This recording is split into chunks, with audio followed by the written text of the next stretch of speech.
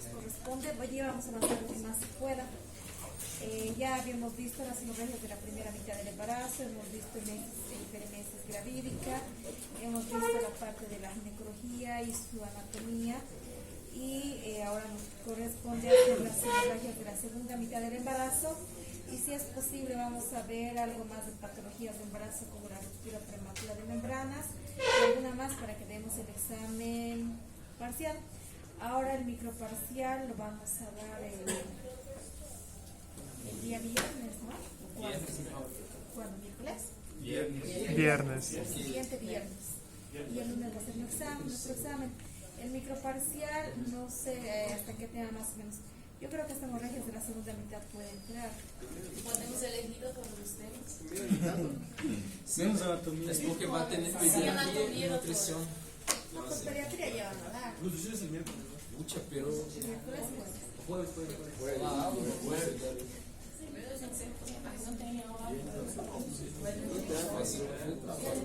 porque si eligen, va a entrar más preguntas, digamos, si eligen anatomía y hemorragia de la primera mitad del embarazo, va a entrar más preguntas de anatomía. Anatomía, ¿no? Entonces,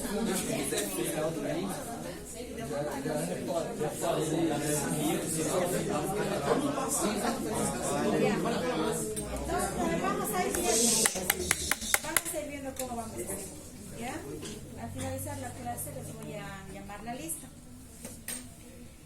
Pero vamos a ir recordando todo lo que hemos avanzado la anterior semana de las hemorragias de la primera mitad del embarazo. Hemos dicho que hay tres principales, ¿no? ¿Cuáles son? Entre las hemorragias de la primera mitad del embarazo.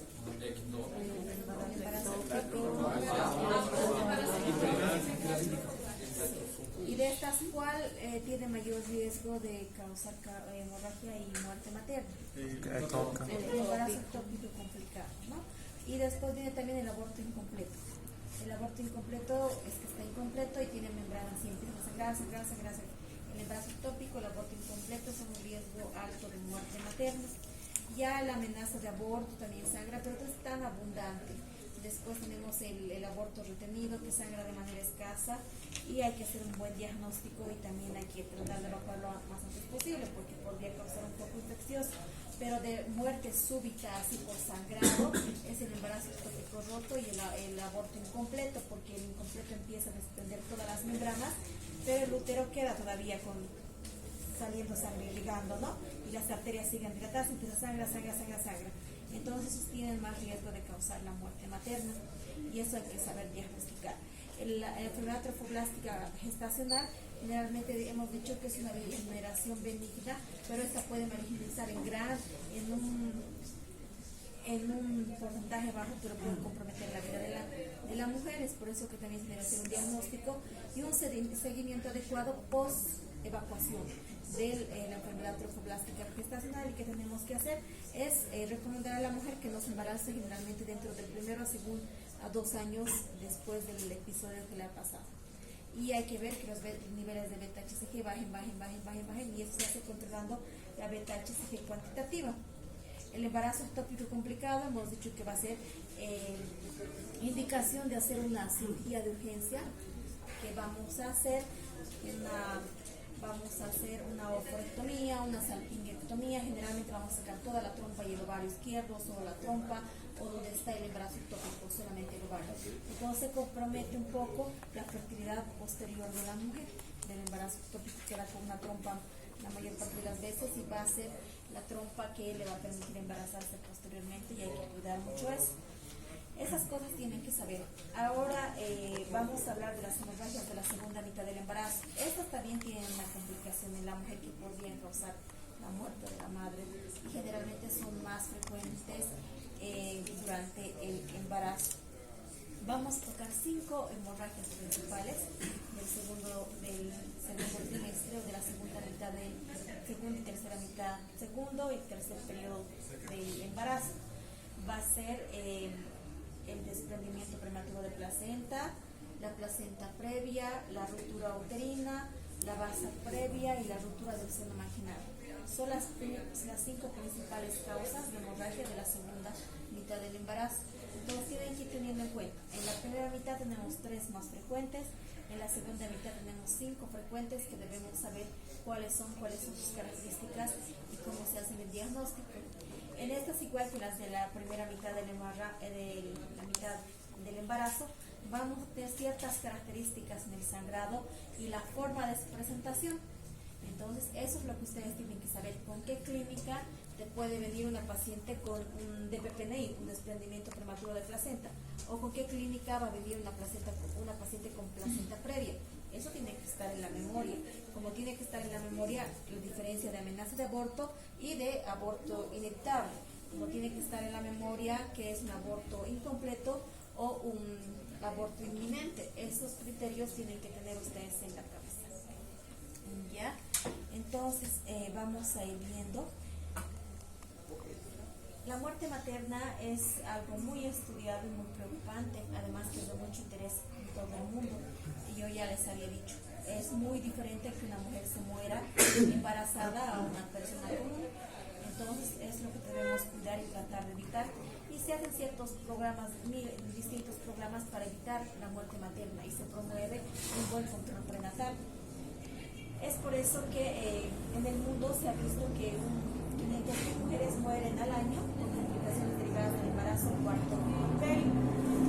La primera causa de muerte materna van a ser las hemorragias y el 60% de ellas se producen en el puerperio. La hemorragia obstétrica postparto también es una causa importante de muerte en la mujer. Entonces, la muerte materna unida a la gestación es la muerte de una mujer que sucede en el curso de la gestación, en el transcurso de 42 días después de su terminación, cualquiera que sea la causa de muerte materna. ¿Qué quiere decir? Que la muerte materna va a incluir a aquellas mujeres embarazadas gestantes de inicio temprano hasta los 42 días posparto. Ya el puerperio ingresa en causa de muerte materna. Puerperio inmediato y tardío ingresa en causa de muerte materna.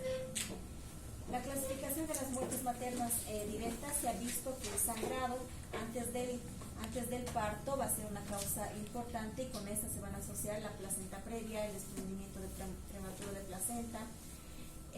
Las causas de muerte materna durante el embarazo, generalmente un embarazo temprano es como un embarazo ectópico, como ya les había dicho, y un aborto o su aborto inevitable. En sangrado antes del parto, las más frecuentes van a ser la placenta previa y el DPPNI, el desprendimiento prematuro de la placenta. Después viene el sangrado durante el parto, generalmente que se va a producir por una atonía uterina, por un trauma, por desgarros. El sangrado posparto, también por restos placentarios, que son causas importantes de muerte materna. Y después viene el parto obstruido, la enfermedad hipertensiva del embarazo y una sepsis, que van a ser causas de muerte de la madre o la mujer embarazada o durante el puerperio. Las causas de hemorragia anteparto, como ya hemos visto, principalmente el DPPNI, la placenta previa, la ruptura uterina, causas locales, la vasa previa o la ruptura del seno marginal, que van a ser las que vamos a ir estudiando ahora. Las causas locales, generalmente hay que diferenciar cuando tenga una paciente con una hemorragia en la segunda mitad del embarazo, viene sangrando, tenemos esas principales. O sea, si nos viene, digamos, a las 22, 25, 27, estoy sangrando, ya vamos a tener en mente las 5 principales causas, ¿no? Es una placenta previa, un DPPNI, es una ruptura del seno marginal o algo, pero hay que tener en cuenta que también hay causas locales, que el sangrado puede venir de cuello uterino. Y eso no debemos descuidar, porque muchas veces les hacemos el examen ginecológico y no vemos el cervix y la voy a ingresar con hemorragia de la segunda mitad del embarazo o placenta previa, pero lo que había estado sangrando había sido el cervix. El cervix sangra en aquellas pacientes que tienen cervicitis, en aquellas pacientes que tienen pólipos cervicales, en aquellas pacientes que tienen carcinoma de cervix y laceraciones vaginales, varices vaginales. Entonces, no descartar esta patología distinta que puede asociarse a hemorragia de la segunda mitad, que no va a venir del útero, no va a venir del embarazo, sino va a venir de la causa local, como ser el cuello uterino. Es frecuente que sangre, digamos, del cervix, porque hay muchas mujeres que no hacen controles prenatales, se embarazan con una cervicitis, vuelven a infectar o tienen relaciones sexuales y el cuello uterino puede sangrar, viene y tiene un sangrado escaso más o menos, y al visualizar el cuello uterino tenemos que descartar que no haya un ectropio, una herida en cuello uterino que puede ser causante del sangrado.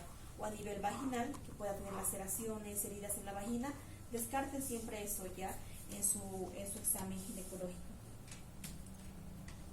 Vamos a tomar en cuenta la primera hemorragia de la segunda mitad del embarazo y vamos a ver qué es la placenta previa. El órgano más importante del embarazo es la placenta. La placenta es la que va a dar toda la nutrición a la madre y al feto. Si esta placenta se desgasta antes, vienen todas las patologías del embarazo que puedan alterar al bebé, como sea la restricción del crecimiento intrauterino, se da porque la placenta está funcionando mal, no está dando buena impregnación. Los óbitos fetales, generalmente porque la placenta dejó de funcionar y no mandó buena oxigenación ni irrigación. Y casi todas las patologías que se asocian con el embarazo es por causa de la placenta. La enfermedad hipertensiva del embarazo también es por alteraciones de la placenta. Entonces la placenta es lo más importante en el embarazo. ¿Y qué va a hacer la placenta? La placenta se va a ir implantando y va a ir creciendo durante el embarazo, y cuando se produce la fecundación, el óvulo con el espermatozoide se unen en la trompa y van a ir bajando hasta la cavidad uterina, generalmente en el fondo, pero a veces por acciones hormonales o movimientos del útero, esa puede implantarse más baja de lo normal, incluso llegar a la parte inferior e implantarse y crecer hacia el orificio cervical interno, que no es una posición normal, ¿no? Y esta va a ser causa de hemorragias en la segunda mitad del embarazo. Ahora, la placenta se va a insertar en el segmento inferior del útero o cerca del orificio interno del cuello uterino, en la placenta previa. Generalmente la placenta debería localizarse o quedarse en la parte del fondo uterino, generalmente en la parte anterior o posterior, y lateraliza un poco, ya sea al lado izquierdo o al lado derecho. Se implanta acá, va bajando y queda hasta aquí. Pero en la placenta previa, esta placenta no se va a implantar aquí en el fondo, se va a implantar más abajo. Como va creciendo la placenta durante el embarazo, generalmente hasta las 32, 34 semanas, esta va a crecer hacia abajo y se va a dirigir hacia el orificio cervical interno.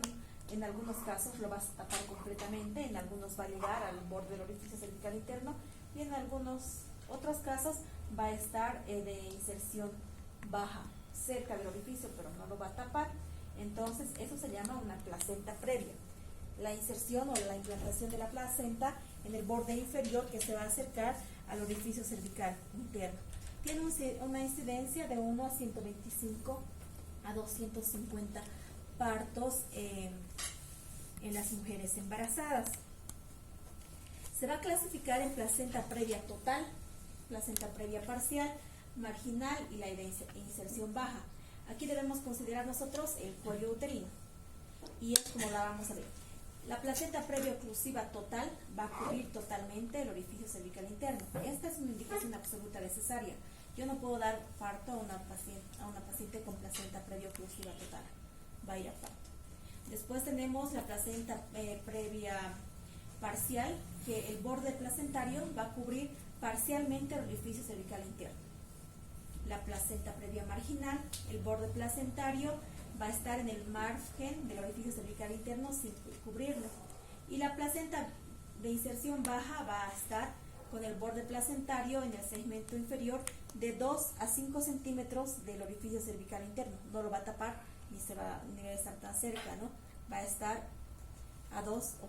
de 2 a 5 centímetros cerca del orificio cervical interno. Entonces tenemos que considerar la placenta previa oclusiva total y la parcial, son indicaciones absolutas de cesárea. La marginal y de inserción baja pueden ir a un parto vaginal, ¿ya? Esa clasificación tienen que saber, porque eso va a entrar en su examen. La clasificación no va a ser estática y puede variar dependiendo de la edad gestacional. ¿Por qué varía dependiendo de la edad gestacional? Porque les digo que la placenta va a migrar durante el embarazo. Generalmente que les reporten una placenta previa a las 28 semanas y les digan es una placenta previa oclusiva total, no es tan creíble, porque esta placenta generalmente va a migrar hacia arriba y va a ascender y va a alejarse del orificio cervical interno. Y así me reportan una placenta previa a las 32, 34 semanas, esa placenta ya se queda ahí y se puede hacer el diagnóstico de placenta previa. También esta clasificación se puede dar si hay un trabajo de parto y según el grado de dilatación, porque yo voy a tratar y más o menos voy a saber si hay la placenta, si existe la placenta previa o no. Cuando se diagnostica antes de las 30 semanas puede tratarse de un diagnóstico temporal, como les estoy diciendo, ¿no? Y se va a asociar generalmente esta placenta previa al acretismo placentario y va a ser más frecuente en pacientes que ya han tenido cesáreas anteriores. Es por eso que aquellas primigestas que vienen en trabajo de parto, hay que intentar darles parto vaginal. A veces muchos dirán, no, le daremos cesárea, tenemos más riesgo, y los ginecólogos, los obstetras no nos estamos dando cuenta que nosotros mismos estamos causando mayor riesgo para nosotros mismos porque estamos operando todo. Y mientras más operemos, más cesáreas hagamos, más complicaciones van a venir. Y una de las complicaciones de tener una cesárea previa es que tengas una placenta previa en un posterior embarazo. Va a aumentar su frecuencia, porque donde yo voy a hacer la esterotomía o voy a hacer el corte en el útero, va a quedar una zona fibrosada. Ustedes saben que siempre se cicatriza y la cicatriz nunca va a ser igual que una piel normal. En esa cicatriz hay más adherencia de la placenta a nivel del segmento uterino, entonces tiene mayor riesgo de hacer placenta previa. Las cesáreas, mientras 2, 3, 4 cesáreas, van a incrementar el riesgo de hacer acretismo placentario. El acretismo placentario va a hacer que la placenta se va a insertar generalmente ahí, va a pasar el miometrio, va a pasar el endometrio, el miometrio, va a pasar la serosa y generalmente puede llegar invadiendo hasta los órganos vecinos, una gran complicación. Entonces tengamos cuidado. Este es un riesgo para hacer acretismo placentario. Es por eso que las pacientes que tienen 2, 3 cesáreas, para nosotros son bien riesgosas. Y en segundo nivel ya no nos atrevemos a hacer cesáreas iterativas, 2 o más cesáreas, porque debemos estar preparados ante una hemorragia obstétrica. Puede que tenga un acretismo placentario y el acretismo placentario sangra. En 5 minutos puedes perder a la paciente. Entonces son más riesgosos. Y generalmente si ustedes están notando en segundos niveles se van a dar cuenta que cuando operamos con el interno, no operamos los ginecólogos. Entonces nos puede complicar y en ese momento vamos a tener que hacer histerectomía y es más complicado. Entonces por eso entramos con todo lo que tenga la paciente para hacer su cirugía o su cesárea. La etiología. La mayoría de las placentas previas no tienen una etiología específica. Van a aparecer con más frecuencia en pacientes con lesiones de endometrio, o sea que han sido sometidas a cirugías uterinas, como ser miomectomías, que se hayan sacado los miomas, o como ser legrados uterinos instrumentales, o ya antecedentes de placenta previa, o pacientes que ya han tenido cesáreas anteriores tienen cierto más riesgo de que tengan una placenta previa en los futuros embarazos.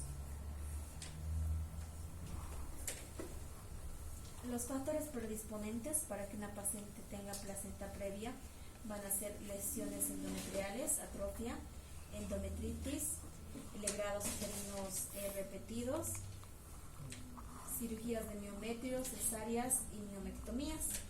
La multiparidad va a ser también un factor de riesgo, embarazos múltiples y eritroblastosis, gestantes mayores de 35 años y antecedente de cesárea previa, anemia, tabaquismo y cocaína. La edad materna avanzada y tratamientos de fertilidad son factores que predisponen a que una mujer tenga placenta previa. Ahora la sintomatología. La sintomatología también tenemos que conocer.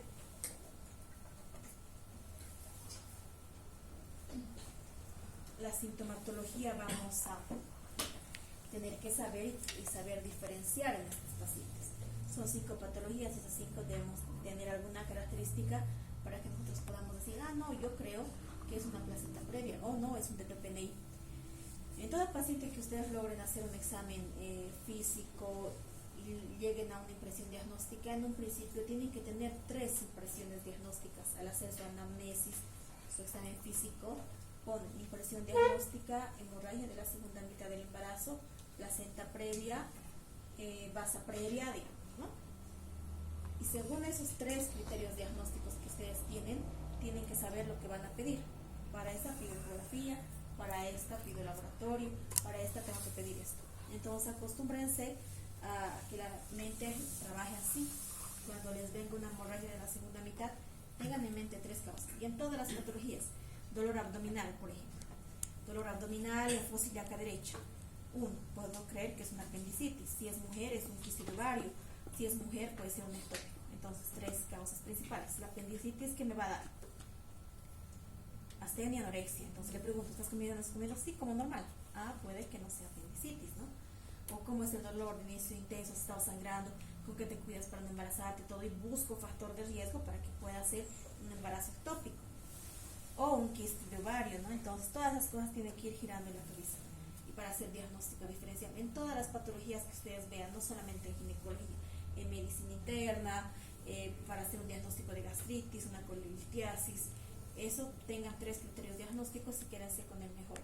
Y según eso ustedes piden, para esto pido tal laboratorio, para esto pido tal rayos X o algo, y con esto voy a saber si realmente es una de las 3 y se van a quedar así. Entonces la sintomatología en la placenta previa va a ser una hemorragia uterina proveniente, o sea, una hemorragia proveniente del útero, pero va a ser indolora, no va a venir con dolor. La mujer, la característica de esto es que la mujer va a venir sangrando y va a decir, doctor, estaba echada o estaba sentada o estaba durmiendo y empezaba a sangrar. Y cuando tú la revises no va a haber hiperdinamia, no va a haber dinámica uterina, pero el sangrado puede ser abundante, rojo o rutilante. Entonces, la hemorragia uterina en la placenta previa va a ser indolora en la mayoría de los casos. La sangre va a ser fresca, roja y rutilante. Rara vez compromete la vida de la madre o del feto. Y cuando más precoz es el sangrado, más baja suele ser la implantación placentaria. Entonces, ¿cómo va a venir la clínica de la placenta previa? Una hemorragia súbita. Generalmente la paciente, y en los exámenes que ustedes ven, en los casos clínicos que se den, van a tener, igual en los que salen de revalida, he estado viendo algunos, que sale y dice, gestante con antecedente de embarazo de 32 semanas, digamos, ¿no? Presenta sangrado transvaginal de inicio súbito cuando estaba durmiendo o a las 3 de la mañana se levantó y empezó a sangrar. La sintomatología, la fetocardia va a estar bien, no va a haber dinámica uterina y el sangrado rojo, rutilante, sangre viva. Esa es una placenta previa. El útero va a tener un tono normal y el feto generalmente va a estar estable, su fetocardia va a estar normal. Ya a la auscultación, la frecuencia cardíaca fetal normal, y a la especuloscopía el sangrado va a ser proveniente de cavidad uterina rojo vivo. Empieza a salir. El tacto vaginal va a estar contraindicado porque si yo hago tacto y que hay dilatación del cuello uterino, toco la placenta y al tocar la placenta voy a hacer que sangre más, ¿no? Por eso no se recomienda hacer tacto vaginal en la hemorragia de la segunda mitad del embarazo. Lo recomendable es que ustedes hagan una especuloscopía. Con la especuloscopía van a ver si el sangrado está viniendo del cuello uterino o está viniendo de la cavidad uterina. Y ya con la especuloscopía voy a decir, no es de cuello, es de adentro. Entonces tengo que saber si son de PNI, placenta previa, y descarto de esa forma a la cervicitis, ¿no? Pero tacto vaginal está contraindicado. Entonces tal vez en un examen ustedes tengan una paciente que viene con placenta previa, está indicado escuchar su frecuencia cardíaca fetal, tomar dinámica uterina, tomar la altura uterina, y ahí les ponga tacto vaginal. Entonces ustedes van a saber cuál es la errada, ¿no? ¿Cómo vamos a hacer el diagnóstico? Con la historia clínica, con la clínica de presentación, y lo que nos va a ayudar en un 98% aproximadamente va a ser la ecografía transvaginal, porque me va a decir si la placenta está sangrando y está de inserción baja o está en este lugar, y yo voy a poder hacer el diagnóstico con la ecografía. ¿Qué vamos a hacer con las pacientes pacientes con placenta previa? La placenta previa puede venir en cualquier etapa de la segunda mitad del embarazo, inclusive hasta el final. Y si viene una paciente con un embarazo de 20, 26, 28, 30 semanas, placenta previa, que ha tenido sangrado, no voy a hacer pues una cesárea en el momento, ¿no? Tengo que tratar de estabilizar a esa paciente, evitar que haya más sangrado. La voy a mantener en reposo y voy a tratar de llegar al mayor tiempo para culminar la gestación. Y para esto se van a hacer ciertas medidas. ¿Qué objetivos voy a tener? Evitar que mi paciente entre en un shock hipovolémico y que tenga un parto prematuro. Eso es lo que tengo que evitar. Los factores para el manejo del sangrado van a depender de la magnitud del sangrado. Hay pacientes con placenta previa que sangran por lo menos 1 litro 1,5 litros y es difícil que pare sangrado. Hay algunas que vienen con escaso sangrado. Vamos a tener también otro factor para el manejo, la edad gestacional y la madurez pulmonar. Si es un embarazo temprano, tengo que hacer que mi bebé llegue a la mayor edad gestacional posible para que yo pueda hacer su terminación o culminación, y para esto voy a tener que mantener a mi paciente en condiciones adecuadas, en reposo relativo, que no haga actividades físicas intensas y esas cosas. Y ya si hay una hemorragia intensa y todo, tengo que reponer bulimia, tratar la anemia de la paciente y todas esas cosas que eviten que se pueda complicar más. También va a depender la presencia no de trabajo de parto y el bienestar fetal. Si mi bebé está bien, voy a tratar de parar la hemorragia como sea para que vaya avanzando su edad gestacional. Pacientes con placenta previa, generalmente pacientes con la hemorragia de la segunda mitad del embarazo, generalmente la vamos a tener que internar para hacer un diagnóstico específico, ¿ya? Entonces, con sangrado activo las vamos a tener en reposo absoluto, le vamos a poner una vía endovenosa y vamos a pedir exámenes de laboratorio de rutina, perfiles de coagulación, vamos a evitar la actividad uterina, generalmente si hay dinámica uterina hay que útero inhibir, y si mi bebé está en menor a 34 semanas, por encima de las 28, 29 semanas, tengo que tratar de madurar los pulmones para yo tener en cuenta que puede sangrar en cualquier momento y mi bebé esté protegido y se pueda hacer la maduración pulmonar temprana. Esos son los objetivos cuando yo tengo una paciente con placenta previa.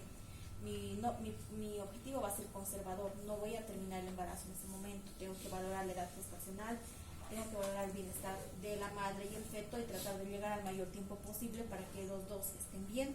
¿Qué voy a hacer? Mantener el reposo, hidratar a la mamá, parar la hemorragia, si necesita transfusión sanguínea lo voy a hacer, voy a pedir sus laboratorios y voy a dar maduración pulmonar al bebé. Esos son los objetivos que vamos a tener que hacer en estas pacientes. Inclusive hay muchas embarazadas que han estado echadas todo el embarazo sin moverse para evitar la hemorragia por una placenta previa. El manejo específico va a depender si el embarazo es pretérmino o mi embarazo es un embarazo con feto maduro. El embarazo pretérmino nosotros tenemos que valorar si el bebé está en un sufrimiento fetal agudo, si tiene una hemorragia intensa que compromete la vida de la madre, si el sangrado está por encima de 2 litros, generalmente 3, de pérdida de bulimia, tengo que hacer una cesárea porque tengo que salvar la vida de la mamá. La hemorragia va a ser mínima moderada, sin sufrimiento fetal agudo, el manejo va a ser conservador, no voy a tener el reposo absoluto y voy a tratar de mantener lo más posible. Pero si viene con datos de shock hipovolémico, con sangrado activo que no cede, en ese caso voy a tener que salvar la vida de la mamá porque el bebé tal vez no se salve, pero la mamá también tiene que tener su oportunidad. En un embarazo con feto maduro hay que terminar la gestación. Y yo les he dicho que la placenta previa no todas son de causa de cesárea, ¿no? Indicación de cesárea. Tengo que terminar la gestación dependiendo. Si hay sangrado mínimo en una placenta previa total o parcial, tengo que hacer cesárea. Indicaciones de cesárea, esas dos primeras. Si la placenta previa es de inserción baja, se puede optar por vía vaginal y una amniocentesis temprana, o sea, una ruptura de membranas para ver cómo está el sangrado. Si es claro, sanguinolento, y voy a dar opción a un parto. Y si el sangrado es intenso, abundante, voy a tener que hacer cesárea, no le voy a dar parto viendo cómo sangra. Entonces hemos dicho causas de cesárea, placenta previa oclusiva total, con sangrado mínimo o con sangrado abundante, es causa de cesárea. Pero la placenta previa de inserción baja, si el sangrado es mínimo o parto, si el sangrado es moderado, ya se considera hacer cesárea. Lo mismo en la marginal, si está sangrando activamente, lo voy a hacer cesárea. Pero si el sangrado es escaso, puedo darle parto vaginal. La elección del tipo de cesárea va a depender de la posición de la paciente y del sangrado vaginal y del estado del bebé. En una placenta previa posterior o está en trabajo de parto con un segmento adelgazado, generalmente se va a hacer una histerectomía generalmente anterior, como se hace normalmente en la cesárea. Pero si tengo una placenta previa total o anterior, la incisión tiene que ser distinta. ¿Qué es lo que les quiero decir? Es por eso que ustedes cuando entren en una cesárea, generalmente en cesáreas previas, vean dónde está implantada la placenta. ¿Por qué? Porque dependiendo de dónde esté implantada voy a tener mayor riesgo de hacer acretismo placentario y me va a dificultar para entrar y sacar al bebé. Algunos que ya han visto cesárea, hemos visto que el útero es una cosa redonda, ¿sí, no? Y yo voy a hacer una histerectomía anterior de esta parte. Entonces, si mi placenta está anterior, o sea, implantada en esta parte anterior del útero, al hacer esta histerectomía anterior voy a entrar y me voy a encontrar con placenta. Entonces me va a hacer dificultoso sacar su cabeza del bebé, porque tengo que pasar los cotiledones, tengo que pasar las membranas y sacar la cabeza. Hasta eso el bebé empieza a sangrar, y una miradita de 1 minuto ya he sangrado como 2 litros. Mientras si la placenta va a estar posterior, o sea, en esta pared posterior aquí atrás, voy a entrar por adelante y no me voy a encontrar con placenta. Sale el bebé y después sale la placenta, ¿no? Eso tenemos que tomar en cuenta. Siempre fíjense cuando hagan cesáreas y digan, doctora, la placenta está anterior. Si me dicen que está anterior, voy a tratar de hacer una incisión transversa. Generalmente hago una incisión transversa, normalmente en todas, pero en pacientes que la placenta está en inserción anterior, hago una incisión longitudinal para no encontrarme con placenta.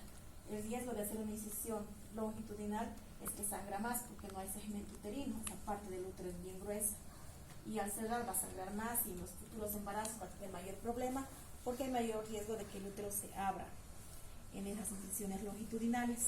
Ese es el riesgo de encontrarse con una placenta previa anterior. Ya.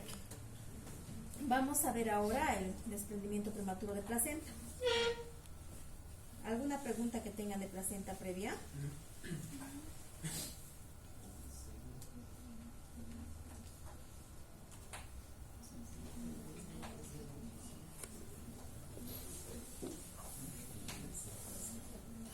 ¿Han entendido?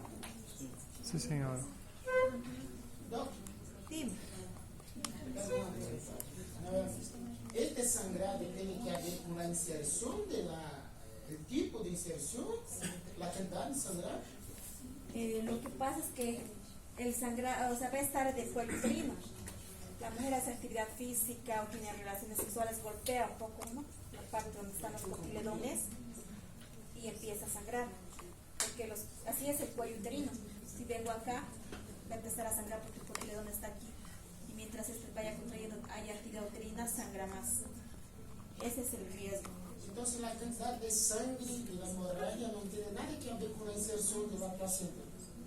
No tiene nada que ver, digamos, con una oclusiva total, una marginal, eso me estás preguntando. Las oclusivas totales sangran más, ¿no? Claro. Ese sangrado es más abundante y difícilmente parar. Una marginal puede que no sangre tanto y parar más rápido que una oclusiva total. Ese es el mayor riesgo.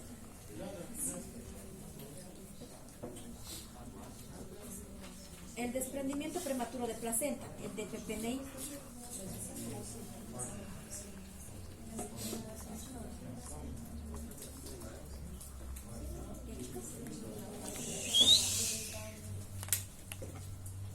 El DPPNI o el desprendimiento prematuro de placenta va a ser la separación parcial o total de la placenta normoinserta después de las 22 semanas y antes del nacimiento del feto. Generalmente se tiene una frecuencia de 1 a 1000 en los casos graves que pueden comprometer tanto la vida de la madre y el feto, y 1 en 100 de las formas leves. La fisiopatología. Esta se va a iniciar con la ruptura espontánea de un vaso de la vesícula basal de las arterias espirales maternas que provocan la formación de un hematoma. Este va a comprimir la placenta y sus vasos produciendo necrosis isquémica. Si el proceso continúa, el hematoma diseca la placenta y puede pasar al líquido amniótico dándole un color rojo vinoso. Puede persistir la disección entre el corium y la decidua. ¿Qué es lo que pasa con esta parte de la placenta? Esto debería estar implantado a este lado.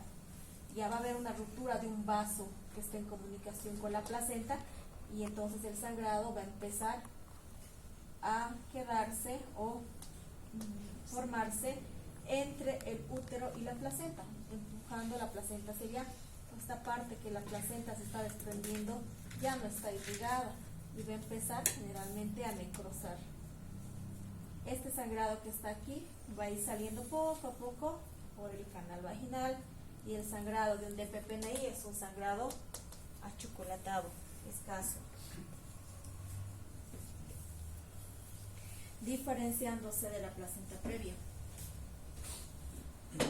Desde el hematoma inicial puede haber una extravasación sanguínea hacia el miometrio, y eso va a formar un útero de Cuvalier. Eso es que ya esa parte del útero que no está siendo irrigada generalmente va a producirse una necrosis de sus células, y después del parto tiene una anatomía uterina, una infiltración de las células mismas y queda tónico, y a veces es una indicación para hacer una esterectomía, dependiendo del grado que ha sido dañado o necrosado al producirse el DPPNI. La cantidad de sangre que sale al exterior a través del orificio cervical externo no va a reflejar la pérdida hemática. Puede que esté sangrando escasamente, pero el coágulo, el hematoma, está detrás de la placenta, y a veces eso nos va a hacer tardar a hacer un diagnóstico rápido y oportuno. Mientras esté sangrando, nosotros, está sangrando poco, así, ¿no? Si no tenemos la ecografía en ese momento, el sangrado puede aumentar y llevar un porcentaje más alto de desprendimiento que comprometa ya el estado general del bebé. Si no hay oxigenación en esa parte de la placenta y se está necrosando, no va a mandar irrigación al bebé, y puede que mi paciente llegue con sangrado escaso y un óbito fetal. Ese es el riesgo del DPPNI, el óbito fetal y después la muerte materna. La causa primaria no se va a conocer en su totalidad, y va a existir una serie de condiciones o circunstancias que estén asociadas. Una causa importante es la enfermedad hipertensiva del embarazo o las preeclampsias. Las preeclampsias generalmente vienen con DPPNI o con óbitos fetales. Es por eso que toda paciente que viene a control prenatal debo tomar su presión arterial, porque la sintomatología no siempre va a estar presente. Yo no le tomé la presión y mi paciente se vaya con un cuadro hipertensivo, y por esa causa hago un DPPNI y me venga con un óbito fetal. Es causa importante de DPPNI. Entonces, cuando llegue una paciente con óbito fetal y hace un DPPNI, ¿cuánto estaba su presión? Ahora, lo raro, lo que pasa, pacientes con DPPNI a veces vienen normotensas, no vienen con hipertensión, porque en un principio generalmente el pico de la presión arterial se eleva. Después empieza a formarse el hematoma retroplacentario, y como está perdiendo sangre, está disminuyendo su hipovolemia, la presión arterial va bajando, porque en shock la presión va normotensa y después hipotensa. Un shock hipovolémico viene primero. ¿Qué es lo que vemos en un shock hipovolémico? La presión arterial baja, ¿no? Una hipotensión es dato de shock hipovolémico. Entonces, si ha tenido presión alta, va a llegar mi paciente con presión normal, y yo ni cuenta me voy a dar que ha sido una hipertensión del embarazo, porque está manteniendo. O a veces me llega con hipotensión porque ya perdió mucha sangre y está en un shock hipovolémico. Eso hay que tener en la mente, ¿no? Que en un principio puede que esté en hipertensión arterial y venga con DPPNI de grado bajo, con un porcentaje bajo, pero ya cuando el DPPNI es de 50%, la presión arterial o va a bajar o va a quedar normalizada. Otra causa importante es la gran multiparidad, el embarazo múltiple, un traumatismo externo, o sea, que se haya caído, que se haya golpeado, que haya tenido un accidente, que le haya pegado a su marido, es un riesgo para desprendimiento prematuro de placenta. Un cordón corto también es un riesgo para un DPPNI, y antecedentes de que ya haya tenido un desprendimiento. Generalmente estos recidivan en un aproximadamente 17% de las pacientes.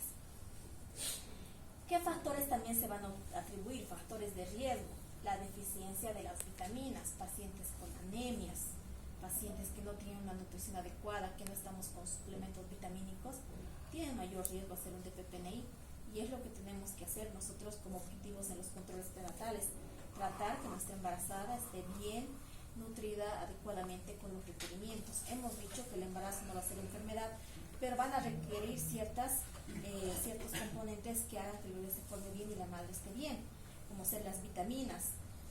van a requerir calcio, van a requerir hierro, van a requerir yodo, y esas cantidades que necesitan no van a servir con la dieta que tenemos, ¿no?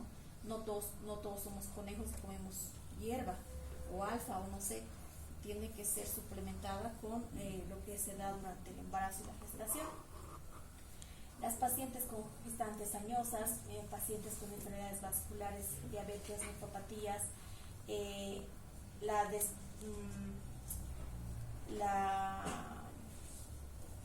cambio brusco o descompresión uterina, por ejemplo, cuando haga una RPM, cuando pierde el líquido de manera espontánea, el cambio brusco puede hacer que pierda más rápidamente o se desprenda la placenta. Entonces, ¿cuál va a ser el cuadro clínico más frecuente en estas pacientes? El sangrado vaginal va a ser rojo vinoso o rojo oscuro en un 50% de los casos. El dolor es súbito, constante en útero. En esta sí duele. El útero se va a poner duro y va a haber contracción uterina y va a tener dolor. La mujer va a tener dolor y sangrado. Va a haber una hipersensibilidad uterina. Cuando toquen va a haber más dolor. El tono uterino va a estar aumentado. Van a palpar y todo está bien durito, así como esto, y no va a ceder. El incremento de la altura uterina y un compromiso del bebé. El bebé generalmente se altera su frecuencia cardíaca fetal y entra en sufrimiento fetal agudo, y en casos graves vas a tener un óbito fetal. El líquido amniótico, si haces una amniorexis o una ruptura artificial de membranas, puede que sea sanguinolento, y el 50% de los casos pueden tener signos y síntomas de pérdida fetal y una preeclampsia, ¿no? Hipertensión arterial, sintomatología de vasoespasmo como ser cefalea, fotopsias, epigastralgia. Esos son datos de que mi paciente está con una alteración de la presión. También se van a clasificar por grados, ¿ya? Tenemos un DPPNI grado 1, un DPPNI grado 2 y un DPPNI de grado 3. Mientras el grado aumente, va a ser más severo. Generalmente el grado 1 no va a afectar al feto, y cuando la mamá va a venir, va a ser en buen momento. El sangrado va a ser externo, va a ser escaso o en algunos casos ausente. El tono va a estar normal o ligeramente con hiperdinamia, con un tono aumentado, y la frecuencia cardíaca fetal puede que esté normal o en algún grado de taquicardia. El diagnóstico a veces se puede hacer después de un alumbramiento, o se puede hacer cuando le hagas una ecografía obstétrica. Ahí vas a ver que hay desprendimiento de un 10%, 15%, 20%, que no ha comprometido tanto el estado general del bebé, y de la madre estado estable. Esas generalmente van bien, pero no todas van a llegar así. Algunas van a llegar con un grado 2 o grado 3. El grado 2 ya va a afectar al feto, y este va a venir con datos de un sufrimiento fetal como ser taquicardia. El sangrado ya externo va a ser moderado y va a haber una hipertonía uterina. El tono uterino va a estar aumentado, el útero no va a relajar, va a haber una hipersensibilidad uterina, y aquí es donde va a ir cambiando el estado general de la mamá. Ya va a ir presentando alguna sintomatología de pérdida de sangre, con una hipotensión, alteración de su estado general, y en ese momento hay que actuar. Y el grado 3 o severo es que ya mi madre o la mujer venga con un óbito fetal. Inclusive puede venir con una ruptura uterina y puede hacer una coagulación intravascular diseminada, o puede tener muerte fetal sin coagulación intravascular diseminada. Entonces el grado 3 es el grado grave, el grado que va a causar tanto la muerte del feto, y si no la traen de forma adecuada, la mamá también puede morir. El diagnóstico básicamente va a ser clínico. Es por eso que cuando nosotros tengamos una paciente, en las recomendaciones, cuando se esté yendo, si pierdes líquido, si pierdes sangre, si sientes que tu bebito no se mueve, si se te pone dura tu barriguita y tienes dolor, tienes que venir en cualquier momento, las 24 horas del día. Eso va a salvar la vida de la mamá. Si usted me dice, ya andate, chao, y se fue, sangró un poco y no volvió, pensé que era normal y se murió, eso va a estar en nuestra conciencia. Entonces ustedes cánsense al decir, Cualquier cosa, si sientes que el bebé no se mueve, pierdes líquido, pierdes sangre, de cualquier forma escasa, moderada, intensa, chocolatada, tienes que venir de manera inmediata. Si sientes que tu bebé no se mueve en 2 horas continuas, los estimulas y no se mueve, tienes que venir. Entonces todo eso tenemos que orientar a la mujer que tiene que venir a la urgencia en cualquier momento.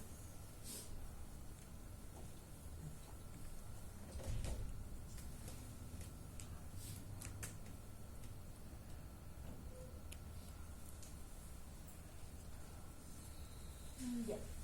Entonces, ¿qué nos va a ayudar a nosotros? Harto, la ecografía. Que hallazgos, digamos, que nos digan que no hay negativos, no va a descartar el diagnóstico. A veces nuestro ecografista no logra ver la parte posterior y el grado de desprendimiento. Ya, entonces eso también tiene que acompañarse con la clínica que ustedes tengan. El ecografista tiene que ser un ecografista confiable. Cuando ustedes ya estén ejerciendo, siempre traten de tener un equipo y juntarse con los mejores, ¿no? Con los que les puedan orientar. Por ejemplo, yo trabajo con una doctora y sé que sus ecografías son buenas. No puedo trabajar con una persona que recién va a aprender y me mete en problemas a mí. Entonces traten de buscar siempre un equipo que les ayude a hacer los diagnósticos diferenciales. Un DPPNI se puede ocultar en aproximadamente un 20%. No se puede ver ni tampoco puede presentar sangrado transvaginal. No, a veces no existe. Eso se tiene que hacer con un buen diagnóstico, tanto ecográfico y clínico. Generalmente un DPPNI ya va a ser visible cuando ya haya un desprendimiento alto, mayor al 50%, va a empezar a sangrar y ya va a empezar a comprometer tanto la vitalidad del feto como de la madre. Y ya estas pueden traer más complicaciones. ¿Cuáles van a ser nuestros diagnósticos diferenciales? Van a ser la placenta previa, la amenaza de parto prematuro, una señal sanguinolenta del trabajo de parto. A veces estamos en trabajo de parto y empieza a sangrar. Muchas veces eso nos indica que hagamos una cesárea. Puede ser un DPPNI, una ruptura de base previo o seno marginal. Entonces hay que saber. Un dolor intraabdominal no uterino también es un diagnóstico diferencial. ¿Qué medidas vamos a tomar? Pacientes con DPPNI se internan, ¿ya? Sí o sí se internan, y voy a tratar en la mayoría de los casos de terminar ese embarazo hasta independientemente de la edad gestacional, porque mientras más vaya desprendiendo voy a comprometer más el útero y la vida de la mamá. Entonces vamos a hospitalizar a la paciente en centros con capacidad resolutiva. Vamos a poner una vía venosa, una oxigenoterapia y una monitorización fetal. Vamos a hacer un examen abdominal, vamos a ver el grado de hipersensibilidad uterina, vamos a pedir laboratorios, fibrinógeno, tiempos de coagulación, y a veces en ciertos casos la ecografía va a ser poco útil dependiendo el DPPNI tipo 1, tipo 2, tipo 3. El tipo 2, tipo 3 a veces no voy a tener tiempo de hacer la ecografía porque mi paciente está sangrando, está entrando en shock hipovolémico, está entrando en hipotensión. Si no hago la cesárea o termino ese embarazo rápidamente, puede que me haga una ruptura uterina. Los tipo 1 me va a dar tiempo de que yo pueda hacer un diagnóstico específico, ¿no? Pero los tipo 2, tipo 3 son urgencia obstétrica y debo terminar ese embarazo. Cuando voy a hacer cesárea, si va a haber sufrimiento fetal agudo, si hay las condiciones desfavorables para un parto vaginal, un DPPNI severo va a cesárea en ese mismo instante, y las condiciones de que por sí misma indiquen una cesárea, pacientes con presentación transversa y todo. Van a ir a parto vaginal aquellas pacientes que tengan DPPNI menor al 20%, que estén en trabajo de parto en una fase activa, el feto esté en buen estado y no haya un desprendimiento avanzado. Recordar, postparto, mantener permanentemente la infusión de oxitocina, y si el nacido fallece, abolir la lactancia. Entonces, postparto tengo que mantener que ese útero esté duro. ¿Por qué? Hemos dicho que mientras haya desprendimientos, aparte donde se ha desprendido del útero, pierde su irrigación y puede necrosar, y eso forma un útero de Courvalier. Esa parte necrosada puede quedar con atonía, entonces no contrae. Mientras más grave sea esa atonía, mayor riesgo de hemorragia y muerte de la madre. Entonces una paciente postparto con DPPNI debe ser controlada de forma estricta. El sangrado y la contracción uterina. Y si el bebé ha fallecido, tengo que inhibir la lactancia en esa madre. ¿Cuáles van a ser las complicaciones del DPPNI? Va a ser el shock hipovolémico, una coagulación intravascular diseminada y la muerte materna. Una complicación es útero de Cuvalier o apoplejía uterina, que va a ser una atonía uterina, que es causa de histerectomía, una isquemia y necrosis de órganos, tanto del riñón y la hipófisis. ¿Por qué? Por tanto sangrado que se está produciendo, el riñón no va a saber qué está pasando y también se altera, ¿no? Lo mismo la hipófisis, si hay un sangrado activo, se va a producir un síndrome de Sheehan, que vamos a ver en las hemorragias. El síndrome de Sheehan se presenta generalmente en las hemorragias obstétricas después de un aborto incompleto, después de un DPPNI con sangrado activo. Esa alteración y sangrado abundante hace una necrosis a nivel de hipófisis y esas pacientes nunca más menstruan, nunca más pueden embarazarse. Entonces todas esas cosas tenemos que saber y conocer en estas hemorragias. Ahora vamos a ver lo que es la ruptura uterina.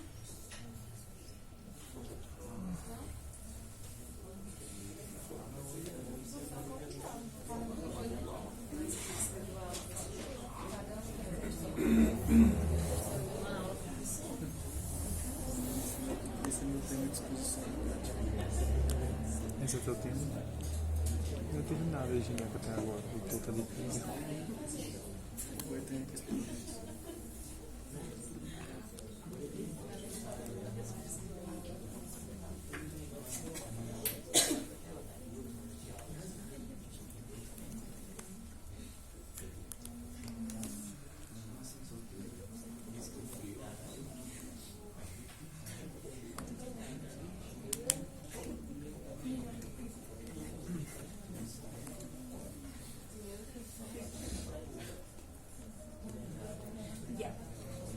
Vamos a ver la ruptura uterina. La ruptura uterina va a ser aquella pérdida de la integridad de la pared uterina durante el embarazo. Tiene una frecuencia de 1 en 1000 o 1 a 2500 embarazos, con una mortalidad materna de un 10 a 40% y perinatales en un 50%. La ruptura puede ser completa o incompleta. Esta completa va a ser la ruptura de todo el grosor de la pared uterina, generalmente en su segmento.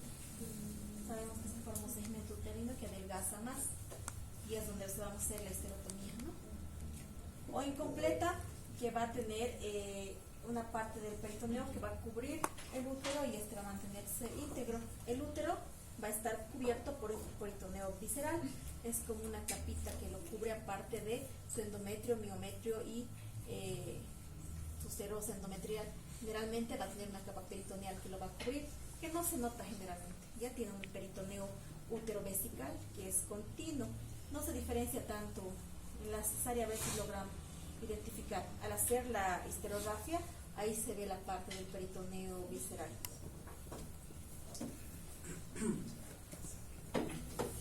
La clasificación va a clasificarse en una ruptura uterina incidental, una ruptura uterina traumática y una ruptura uterina espontánea. La ruptura uterina incidental va a ser generalmente asintomática, una ruptura silenciosa de cicatriz anterior. Es por eso que cuando una mujer se embaraza, tiene su cesárea, se le recomienda. Lo más adecuado es que no te embaraces en estos 2 años que tenga tu bebé. Pero las mujeres no hacemos caso a eso. Vienen embarazadas con cesáreas anteriores, su bebé está teniendo 6 meses y ya están embarazadas de 4 meses. Y eso es un periodo intergenésico corto. Tiene mayor riesgo de que el útero se rompa. Entonces, pacientes con cesárea anterior que tengan otro embarazo antes de los 2 años del parto anterior son pacientes de alto riesgo obstétrico, porque ese útero va a romper y no ha cicatrizado bien. Esa paciente no debe estar en trabajo de parto. Esa paciente puede que haga placenta previa. Esa paciente puede que venga con un DPPNI. Ese paciente puede que venga con una ruptura uterina. Entonces, son pacientes de alto riesgo obstétrico. O las rupturas uterinas de causa traumática van a ser aquellas asociadas a la manipulación intrauterina, a fármacos oxitóxicos. Generalmente cuando le pasa oriola, oxitocina, a chorro, ¿no? voy a hacer una hipertonía uterina y puedo hacer una ruptura uterina. O si le voy a meter el misoprostol, una dosis que ni siquiera está indicada, voy a meter una tableta entera de 200 microgramos, voy a hacer una ruptura uterina. Es por eso que les dije que en la inducción del trabajo de parto el misoprostol es a bajas dosis, ¿no? Es bajísimo. Y puedo jugar con la oxitocina y puedo ir aumentando el goteo durante la conducción con la oxitocina, porque esta me puede revertir su efecto. Lo cierro la oxitocina, rehidrato a la paciente y paro esa hipertonía que puede hacer por la oxitocina. Mientras que con el misoprostol no puedo hacer eso. Si yo le doy una dosis muy alta, una hipertonía uterina, incluso voy a romper el útero. Y causas traumáticas también son las caídas, los golpes, los accidentes y todas esas cosas. O espontánea, en ausencia de factores de riesgos externos, un trabajo de parto, una dilatación estacionaria, un trabajo de parto obstruido, son causas que pueden provocar la ruptura de una parte completa del útero. Entre los factores de riesgo vamos a tener los traumatismos, una cirugía uterina previa, esa cirugía que yo he hecho en T o longitudinal por una placenta previa anterior tiene mayor riesgo de que me haga una ruptura uterina posterior. Por eso, cuando yo haga el protocolo quirúrgico de esa paciente, voy a poner incisión en T y le voy a decir, señora, le hemos hecho una incisión que no se hace a todas las pacientes, y cuando tengas otra cesárea usted tiene que avisar al obstetra y decirle que le hemos hecho el corte longitudinal para que él esté atento a que haga una ruptura uterina. Las distocias del trabajo de parto, el mal uso de los oxitóxicos, las prostaglandinas, una desproporción cefalopélvica, un producto macrosómico, una multiparidad, infecciones uterinas previas, un parto precipitado, una sobredistensión uterina, pacientes con embarazos gemelares, pacientes con polidramnios, tienen mayor riesgo de hacer una ruptura uterina. El diagnóstico va a depender si va a haber una ruptura inminente o una ruptura uterina. Generalmente una ruptura inminente, las contracciones uterinas van a ser intensas. ¿Qué quiere decir ruptura inminente? Es que me está avisando que se va a romper. Una inminencia de ruptura uterina me está avisando que ese útero está a punto de romperse. Cuando el útero está a punto de romperse, las contracciones uterinas van a ser va a haber una hipertonía uterina, van a ser intensas y va a haber un abdomen doloroso e hipersensible. Generalmente va a haber una distensión del segmento uterino, que se lo conoce como el anillo de Band, que este va a ser jalado por los ligamentos uterinos y el útero se va a formar en forma de guitarra o en forma de reloj de arena, porque los ligamentos están jalando del estrecho generalmente inferior y va a formarse un 8. Cuando vean eso en la barriga de una mujer, esta mujer va a romper el útero si no le quitamos la oxitocina o si no hacemos algo. Ese es un dato de inminencia del útero uterino que yo les voy a preguntar en su examen. ¿A qué se llama la distensión del segmento uterino? ¿Cómo se ve una inminencia del útero uterino? Ustedes van a decir, se puede ver el anillo de Band o se puede ver la formación de guitarra del abdomen por distensión o por el estirón de los ligamentos. Entonces, eso se pregunta. Y la ruptura uterina ya, el útero se ha roto, generalmente el dolor abdominal va a ser súbito y después van a cesar las contracciones uterinas y puede que ya no haya una hipertonía uterina, va a haber inclusive una tonía uterina, porque el útero ya se va a relajar, se ha roto, se ha abierto, ya nada está tensando. Entonces puede que haya el cese de las contracciones uterinas durante el trabajo de parto, una hemorragia vaginal, signos maternos de shock. Si el útero se rompe, va a empezar a sangrar, mi madre se va a descomponer y se va la estabilidad, va a perder su estabilidad, va a llegar a la hipotensión, en un shock, incluso a la muerte. Y las partes fetales van a ser palpables. Si el útero se ha roto, entonces es más fácil palpar para nosotros cabeza, manitos, pies, rodillas.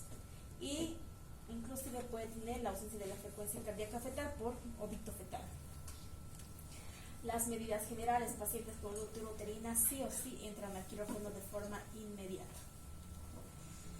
Hay que tratar de mantener las vías permeables, solicitar paquetes globulares, pasar paquetes globulares, colocar expansores plasmáticos, tratar con un shock hipovolémico, referir a un centro asistencial con capacidad resolutiva y el manejo específico en ruptura inminente, o sea que me está avisando que se va a romper, tengo que entrar a cesárea de emergencia. Cuando ustedes tengan una barriguita así en forma de guitarra, pues, van a entrar directamente a cesárea y ustedes son los que van a controlar el trabajo de parto. Entonces, vean eso.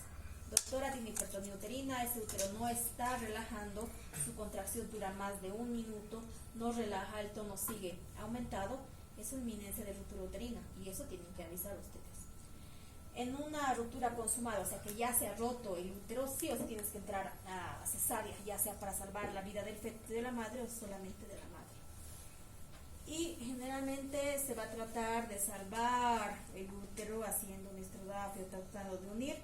Si no se puede en la gran parte de los casos, vas a tener que hacer la histerectomía. ¿Cuáles han visto que es más fea? La ruptura uterina, ¿no? Sí. Y vamos a evitar la ruptura uterina controlando bien los trabajos de parto y no metiéndole oxitocina a todas, ¿no? No metiendo misoprostol a todas y palpando la barriga. Ustedes acostúmbrense como internos a tocar la barriguita siempre. Tiene buen tono, tiene tono, relaja ese útero, no relaja ese útero. A veces nos acostumbramos y le miramos y ahí la paciente está jadeando, pujando, llorando y seguimos mirando. ¿Qué debemos hacer nosotros durante el trabajo de parto? Enseñarle a respirar, relajarte, controlar signos vitales, controlar ese útero, controlar la fetocardia y eso va a hacer que los partos vayan bien, identificar los sangrados, todo está bien y van a tener un parto normal. Pero si vamos a descuidar todas esas cosas básicas importantes, vamos a tener complicaciones. Siempre vean sus laboratorios, dónde está la placenta, cuánto pesaba, son gemelares, tiene datos de poligramios, tiene cesárea previa, dónde se implantó anteriormente, por qué fue la cesárea anterior, si fue por el IPM. Esas cosas vayan viendo que les va a orientar un poco a todas estas cosas. Ya vamos a ver las dos menos frecuentes, que son la basa previa y la ruptura del seno marginal. Antes quiero decirles que esas tres anteriores que hemos visto se presentan con mayor frecuencia en cualquier etapa de la segunda mitad del embarazo hasta finalizar, pero la basa previa y la ruptura del seno marginal generalmente se van a presentar antes de que empiece el trabajo de parto, en un pródromo de trabajo de parto o inclusive durante el trabajo de parto, que son diagnosticadas cuando mi paciente está con dilatación y contracciones. Ya, entonces estas dos son menos frecuentes, pero se pueden presentar durante el trabajo de parto. ¿Es cortito, doctor? ¿Qué? ¿Son cortitos esos dos? Sí, ya son cortitas. ¿Ya será? No, es que ya estamos cansados. Ya están cansados y aguanten un ratito. ¿Qué? Aguanten un poquito. Casi no, un poquito. La basa previa va a ocurrir cuando los vasos fetales transcurren por las membranas sin la protección del cordón umbilical y atraviesan el segmento uterino más inferior por delante de la presentación en contacto con el óseo. ¿Qué es lo que quiere decir? Cuando se está produciendo el mecanismo de trabajo de parto y la contracción uterina, lo que va a hacer es el bebé empujar hacia abajo y en algún momento empuja parte de la membrana placentaria y eso jala un poquito y se rompe una parte del cordón umbilical y empieza a sangrar. Por eso es que se presenta más frecuente en el trabajo de parto. Cuando tengamos un parto o algún día a ver si puedo traer una placenta, les voy a mostrar qué es lo que se rompe en la basa previa. Pero esa capa protectora que cubre se rompe y empieza a sangrar el vasito. Se presenta en uno de 1000 a 5000 embarazos, tienen alta mortalidad perinatal asociada a un 75%. Se va a asociar con la inserción velamentosa del cordón umbilical a una placenta bilobulada o a un lóbulo accesorio. El riesgo ocurre en el momento de la ruptura de las membranas con hemorragia fetal durante el trabajo de parto. ¿Qué es lo que se va a producir en esta ruptura de la basa previa? Esto generalmente es la capa que va a proteger a toda la placenta. Cuando esta capita se jala un poco, esto tiende a jalar y el vaso tiende a sangrar. Este vaso se quita la protección y empieza a sangrar. Es por eso que se va a producir en estas partes cuando hay placentas bilobuladas, cuando tienen un lóbulo accesorio, porque están descubiertas de esta protección. Y en el mecanismo de trabajo de parto esto va a ir bajando y jala un poco y sangra. Por eso es más frecuente que se produzca durante el trabajo de parto o la actividad uterina. La sintomatología generalmente se va a producir en gestantes en trabajo de parto con una pérdida de líquido amniótico. Cuando yo voy a romper las bolsas, se produce una ruptura de líquido de las membranas. Si el líquido amniótico es sanguinolento y esa sangre es más color albino, vinosa, me va a dar sugerencia de hacer de que está haciendo una vasa previa. Esto lo que tiene característico es que me va a comprometer muy rápido la estabilidad del feto. Entonces, si me viene un sangrado así, del color del vino en trabajo de parto y va a tener estas características, el compromiso fetal es agudo y yo tengo que hacer una cesárea. El diagnóstico entonces de la vasa previa va a ser una palpación ocasional de un vaso al hacer un tacto vaginal. Voy a empezar a dilatar, yo voy a hacer el tacto, muevo un poquito y tiende a sangrar abundantemente, y el tratamiento inmediato va a ser la cesárea de forma inmediata, ¿ya? Y la ruptura del seno marginal vamos a hacer la siguiente clase, pero con eso ya vamos a acabar las hemorragias de la segunda mitad. Entonces casi ya estamos logrando nuestro temario para el primer parcial. Vamos a tratar de ver el acretismo placentario y algunas patologías más de embarazo que van a entrar, RPM y acretismo placentario que van a entrar al primer parcial. ¿Ya? Eso acabaremos entonces.